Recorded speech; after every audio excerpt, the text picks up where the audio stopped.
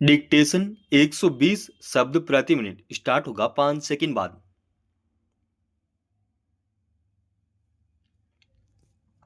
Start. जन प्रतिनिधियों के वेतन भत्तों और पेंशन में बढ़ोतरी को लेकर हर बार सवाल उठते हैं, इस बार भी उठ रहे हैं।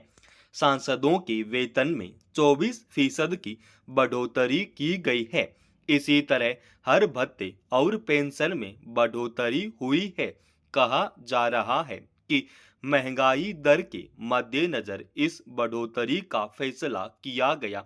वेतन भत्तों और पेंशन में वृद्धि का सूत्र ही महंगाई के मद्देनजर तय किया गया था। इस लिहाज से यह बढ़ोतरी गलत नहीं कही जा सकती, मगर सवाल है कि क्या आम लोगों की आमदनी में भी इसी अनुपात में वृद्धि हो सकी है। महंगाई पर काबू पाने की तमाम कोशिशों के बावजूद लंबे समय से इसका स्तर भारतीय रिजर्व बैंक के तय 4% के मानक से ऊपर बना हुआ है। खाद्य वस्तुओं, फल सब्जियों, रोजमर्रा उपयोग की वस्तुओं की कीमतें आम लोगों की क्षमता से बाहर हैं। उपभोक्ता सूचकांक के आधार पर स्पष्ट है कि पिछले 10 वर्षों में लोगों की आमदनी नहीं बढ़ी है। इस तरह जनप्रतिनिधियों और आम लोगों की आय में असमानता काफी बढ़ गई है, क्योंकि सांसदों विधायकों को उस तरह केवल अपने वेतन पर गुजारा नहीं करना पड़ता जिस तरह आम कर्मचारियों वेतनभोगी लोगों को करना पड़ता है। इसलिए इस बढ़ोतरी को लेकर स्वाभाविक ही सवाल उठ रहे हैं। यह सवाल लंबे समय से पूछा जाता रहा है कि जनप्रतिनिधियों को खुद अपने वेतन और भत्तों में बढ़ोतरी करने का अधिकार क्यों होना चाहिए। इसके लिए भी एक स्वतंत्र समिति क्यों नहीं गठित की जाती। फिर उन्हें मिलने वाली पेंशन पर भी सवाल उठते रहे हैं कि जब एक सामान्य कर्मचारी को लंबे समय सेवा के बाद अब पेंशन की कोई योजना नहीं रह गई है या बहुत मामूली है, तो फिर एक बार चुनाव जीत जाने भर से किसी जनप्रतिनिधि को जीवन भर पेंशन पाने का हक क्यों होना चाहिए। उस पेंशन की राशि भी एक आम वेतनभोगी से काफी अधिक होती है। इस बात से इनकार नहीं किया जा सकता कि जनप्रतिनिधियों के खर्चे कई तरह के होते हैं और अगर महंगाई के अनुरूप उनके वेतन भत्तों में बढ़ोतरी न की जाए तो उन्हें मुश्किलों का सामना करना पड़ सकता है। मगर उन्हें मिलने वाले भत्ते इतने हैं कि शायद ही किसी को मुश्किल आती हो। मुफ्त का आवास, वाहन यात्रा भत्ता, क्षेत्र दौरे के लिए भत्ता, कार्यालय खर्च का भत्ता, संसदीय सत्र के दौरान का भत्ता आदि मिलता है। एक सवाल यह भी उठता रहा है कि जब राजनेता समाज सेवा का संकल्प लेकर चुनाव मैदान में उतरते हैं तो उन्हें वेतन भत्तों आदि का लोभ क्यों ही होना चाहिए। हर वर्ष सांसदों को मिलने वाले वेतन और भत्तों पर भारी रकम खर्च होती है, जिससे सार्वजनिक खजाने पर बोझ बढ़ता है। वह सारा खर्च आम लोगों की कमाई से ही जाता है।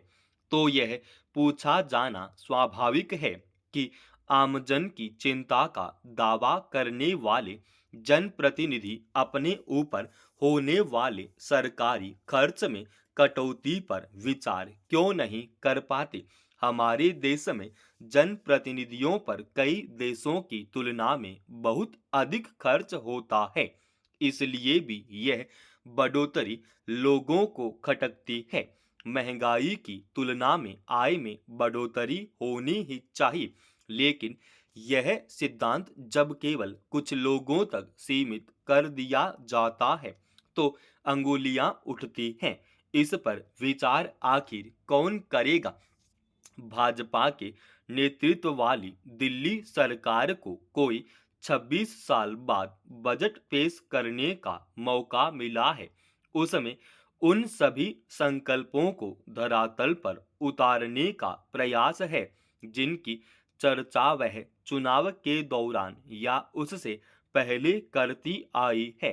जनता के लिए वादों की कसौटी पर यह बजट कितना साकार होगा, यह भविष्य बताएगा। फिलहाल नई सरकार ने पिछले वर्ष से कहीं अधिक 1 लाख करोड़ रुपए का बजट पेश कर अपना इरादा जता दिया है कि वह आने वाले समय में कैसी दिल्ली बनाना चाहती है।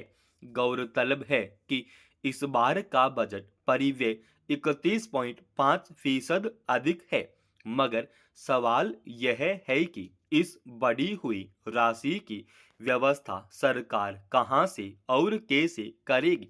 अलबत्ता उसने स्पष्ट कर दिया है कि वह दिल्ली को आत्मनिर्भर बनाने के साथ इसके बुनियादी ढांचे में बदलाव लाएगी।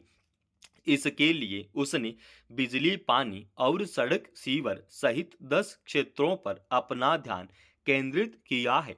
वहीं वायु प्रदूषण से निपटने के लिए 300 करोड़ का आवंटन कर साफ कर दिया है कि उसे नागरिकों की चिंता है। इसी के साथ यमुना सफाई की दिशा में कदम बढ़ाते हुए उसने अपना वादा निभाने की कोशिश की है। दिल्ली सरकार के इस बजट में हर वर्ग को तरजीह देने का प्रयास दिखता है।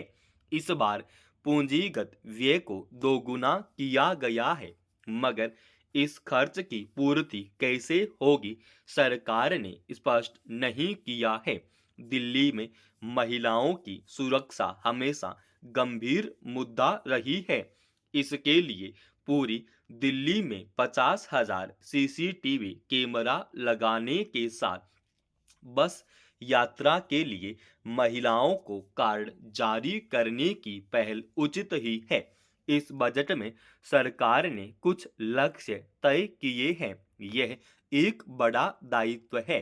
भाजपा वर्षों से दिल्ली के लिए कई मुद्दे उठाती रही थी, अब उसे साकार करने का अवसर मिला है। अगर वह दिल्ली को वादों के अनुरूप शहर बना पाती है, तो यह वाणिज्य और निवेश के लिहाज से भी महत्वपूर्ण बन जाएगा। इन सब के बावजूद सरकार को अपने वादे पूरे करने के लिए जनता की उम्मीदों पर खरा उतरने की चुनौती रहेगी। समाप्त। दोस्तों, रोजाना ऐसी एडवांस डिक्टेशन के लिए इस चैनल को आप अभी सब्सक्राइब कीजिएगा और आज के इस डिक्टेशन का पीडीएफ फाइल हमने हमारे Telegram channel study with HP Swami पर डाल दिया है, जिसका लिंक इसी वीडियो की डिस्क्रिप्शन में डाल रखा है।